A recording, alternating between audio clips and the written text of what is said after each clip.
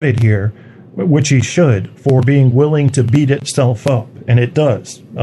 Scientists are willing to be proven wrong all the time. They're looking for shit to prove them wrong because they know that's going to get them closer to the truth. But what does he say is bad about science? Because I'm not big on, I don't know the history of this man. Well, I think you just stumbled upon a bit of his speaking where he's actually being positive about science. This is one of the, I remember this part, listened to it quite some times, and this was always the bit where I thought like this is the a part that Debbie would like. So, but I think the major, to put it in a general way, that everything that is describable, he'll tend to agree with that, but he just thinks that science is that it's more like a missed opportunity because there's so much more out there that is maybe not measurable or visible, but more, like he says, he likes to he likes to use the logical part of his brain, but also the intuition to judge arguments. So, and science really only uses one of the two. Okay. I think that's his major. I think he probably do a lot better explaining it himself, but we can't ask him any questions anymore. So that's true, but maybe we'll get to the answers as we listen to these clips. So we'll play a little bit more of this one. This is called "Call Out People's Bullshit: Necessity and the Rules of Evidence for Collective Evolution," and it sounds like a whole bunch of words to say, here's a good way to think, and not every way is the correct way. So we're going to listen to a little bit more of this clip. I'm going to mute us, RD, so we'll be right back. Let's listen to some more of this. Really respect each other for proving that they are wrong. If you have a theory that you've defended for 15 years and then you publish a paper saying, I've been over it again, I've looked at the data again, and you know what, fellow colleagues, I botched it. I was wrong. They promote you for this. They say, this is the essence of intellectual honesty. We know you do good work because we see how you trashed your early accomplishments. Religion doesn't work like this. In the religious domain, you never admit you're wrong. You further elaborate the story to save whatever preposterous notion has been exposed, and you never deny, you never recant, you never go back. And so what you get is error, based on delusion, based on illusion, based on lie, based on half-truth, based on supposition, based on somebody thought it would be nice if. And it's no wonder that there's not a great deal of spiritual juice in that. So I think there are many things to be said about science, that it has relied on probability to too great an extent and so forth and so on. These are technical issues, but in our personal lives, it's a wonderful thing to take as a model. Always seek the simplest explanation. This is called the principle of parsimony, otherwise known as Occam's razor. Sounds very fancy. All it means is always prefer the simplest explanation. Try the simplest explanation first. If it fails, complicate it as little as you have to go to the next level. But we live in a culture where the simplest explanation is never accepted. Somebody sees a light in the sky. Immediately, it's a UFO invasion. The possibility that it was a meteorite, a piece of aircraft in trouble, something like this, is not entertained. And so consequently, people's intellectual lives become incredibly baroque, but unanchored in the world of observation and reasonable discourse. And God knows the world is so tricky that without rules and razors, you are as lambs led to the slaughter. And I'm speaking of the world as we have always found it. Add on to that the world based on techniques of mass psychology, advertising, political propaganda, image manipulation. There are many forces that seek to victimize us. And the only way through this is rational analysis of what is being presented. It amazes me that this is considered a radical position. I mean, this is what used to be called a good liberal education.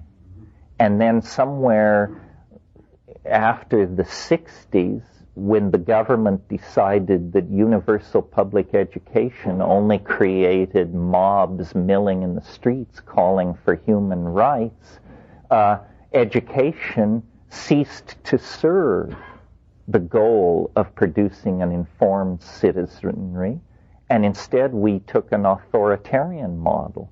The purpose of education is to produce unquestioning consumers with an alcoholic obsession for work. And so it is. But as people who may have had one foot in this system at one point and another foot in it at another, I think it behooves us to be alarmed and to attempt to recapture our souls, essentially, from the nets of a propaganda, market management, commodity obsession, money fetishism, these various extremely infective memes that are spread everywhere. Yeah. Well, I think it's just like what they call like your birthright stuff. Yeah, a birthright to be left alone. Yeah. This is why it was interesting, the debate that went on in the first Clinton administration. There is no right to privacy in the Constitution. It's something we all talk about and assume, but in fact you can't find a strong legal basis for this. It needs to be articulated. We need a dimension that is free from the potential incursions of those who would manipulate us. The Constitution enshrines the right of a person, I believe, to be secure in one's home and possessions. But the right of, that's not a strong enough statement to nail down the right of privacy. This may be the single greatest right which everyone is being denied. Many other people are oppressed in other ways. But we are all denied the right of privacy. Interestingly, years ago, when I got divorced, at some point in these proceedings, you have to file some kind of a court document. I guess it's an intent or a declaration to divorce or something. Within 5 days, my mailbox was crowded with invitations to join singles groups. And it was very clear to me that people were going over these court records and getting the names of guys between ages 30 and 50 who were filing for divorce and hitting them before they got home from the courthouse with invitations. It's insidious that we are accessible to this kind of manipulation and seen as victims. I mean, here's a tremendously private, personal tragedy, but for a whole segment of society, it's not a private, personal tragedy. It's a marketing opportunity. You have pain, we have answers. Yeah, somebody over here. Okay, so that was the end of that clip. And the next clip we'll be playing after we talk here for a little bit is going to be This Is Water. It's a full version, David Foster Wallace commencement speech, which apparently is Barco's favorite speech ever. Maybe that's a bit of an overestimation. But RD, did you have any closing thoughts on that clip? What was Terrance telling us there that we are not hearing in today's society? Well, I think it's really interesting that you picked out this bit. How much of McKenna did you listen to? How did you stumble upon this? Did you use certain keywords maybe to find this? I was I have a bunch of subscriptions, and they just kind of recommend videos. And this one, when it said calling out BS, that's one of my favorite things to do. So I went straight to the clip, and that's why I downloaded it. I listened to some of it, but not all of it before I loaded it up, because I knew we could just discuss it here. Yeah, that is funny, because what YouTube did there really is like pick out the best way to introduce you personally to McKenna. That's a good point. Yeah, he was speaking my language there, for sure. Yeah, exactly, because this is not necessarily something that I would rank up in the high, because I'm even less into this ways of thinking and logical thinking than he is. But I think that from this clip, you're pretty happy with the way he's thinking, right?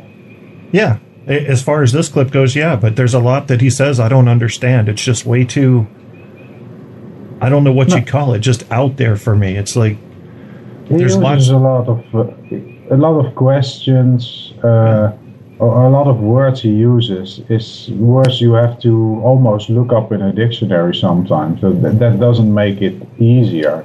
Right. But sometimes it's like I said the last time, it's so way out there, so you really need something to apply it to, right? So it's like maybe more like looking at an ink blot, and everybody will get something different out of it, but that at the same time, that's why it's so good. But to go and analyze it is maybe not what it's meant for, you know? It's complex. I mean, if you compare him to the Rorschach test, what you're saying there is he doesn't mean anything. It's only what meaning we apply to his words that make it mean anything. And I think he was trying to mean something, but he can be so vague in his descriptions that it loses people. I think some people are just enamored by his lexicon and the way he talks. That can make people tune in and listen. But you think, I mean, here's my thing. I think he had a precise cause. I don't think he was being intentionally vague, but I still find him very evasive when I want to follow his intellectual path. I mean, sometimes it seems like he jumps off completely. I mean, we were sitting there talking about him listening to his son about the world around him, and then we move into a privacy thing. And I was just like, whoa, we were just getting into the thing about you sensing the world. But maybe that's just the way he does his thing. I mean, that's the way I do my show. I'm not claiming anything different, but he's famous.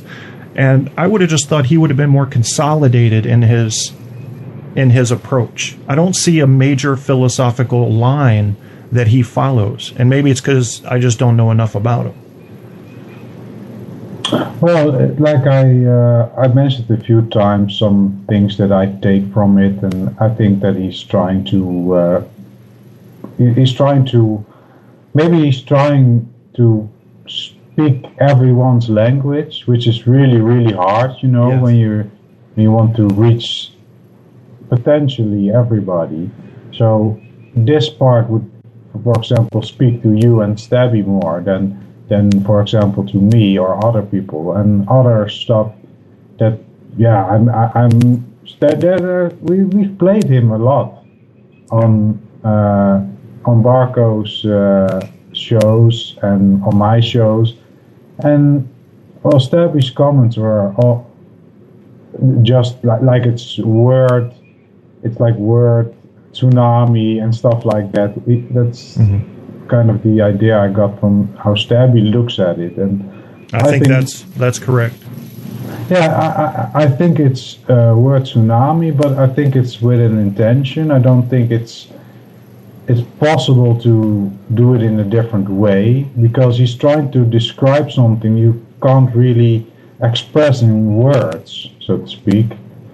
So I think he himself is also constantly trying to grasp back to where he was going to, and trying to find the right words, and failing maybe, and having to correct himself.